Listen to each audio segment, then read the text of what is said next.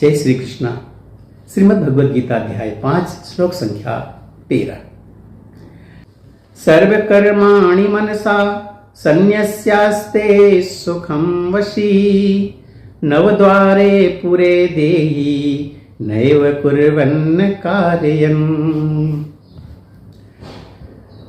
जब देहधारी जीवात्मा अपनी प्रकृति को बस में कर लेता है और मन से समस्त कार्यों का परित्याग कर देता है, तब वह 9 द्वारों वाले नगर, भौतिक शरीर जिसको कहते हैं, 9 द्वारों वाले नगर में बिना कुछ किए कराए सुखपूर्वक रहता है।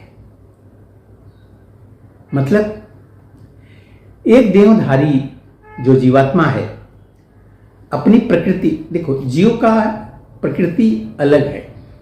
अब इसमें से जब कृष्ण भावनामृत में जाना होता है तो कुछ तो कर्म करने होंगे तभी छुटकारा मिले।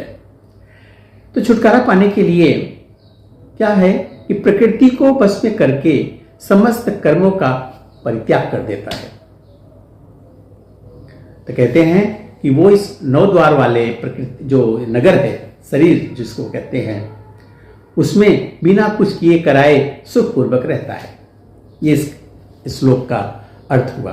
देहधारी जीवात्मा 9 द्वारों वाले नगर में निवास करता है। शरीर अथवा नगर रूपी कार्य के शरीर अथवा नगर रूपी शरीर के कार्य प्राकृतिक गुणों द्वारा स्वतः संपन्न होते हैं। शरीर की परिस्थितियों के अनुसार रहते हुए भी जीव इच्छानुसार इन परिस्थितियों के परे भी हो जाता है। अपनी परा प्रकृति को विस्मृत करने के ही कारण वह अपने को शरीर समझ बैठता है और इसीलिए कष्ट पाता है। कृष्ण भावनामृत के द्वारा वह अपनी वास्तविक स्थिति को पुनः प्राप्त कर सकता है और इस देह बंधन से मुक्त भी हो सकता है। अतः ज्यों ही कोई कृष्ण भावनामृत को प्राप्त होता है, तुरंत ही वह शारीरिक कार्यों से सर्वथा विलुप्त हो जाता है। ऐसे संयमित जीवन में जिसमें उसकी कार्यप्रणाली में परिवर्तन आ जाता है, वह 9 द्वारों वाले नगर में सुखपूर्वक निवास करता है। ये 9 द्वार क्या हैं? जीव के शरीर के भीतर वास करने वाले भगवान ब्रह्मांड के समस्त जीवों के नियंता हैं। यह शरीर 9 द्वारों जैसे 2 आंखें हो गई, 2 नथुने, 2 कान, 1 मुंह, 1 गुदा और उपस्थ से युक्त है। बद्धावस्था में जीव अपने आप को शरीर मानता है, किंतु जब वह अपनी पहचान अपने अंतर के भगवान से करता है तो वह शरीर में रहते हुए भी भगवान की भांति मुक्त हो जाता है।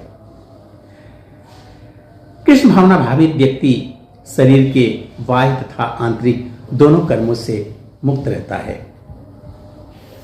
क्योंकि जब पता लग जाता है कि वह जो भी है वह सब कृष्ण के लिए ही है और जो भी कर्म है उससे वो मुक्त हुआ है, तो मुक्ति ही।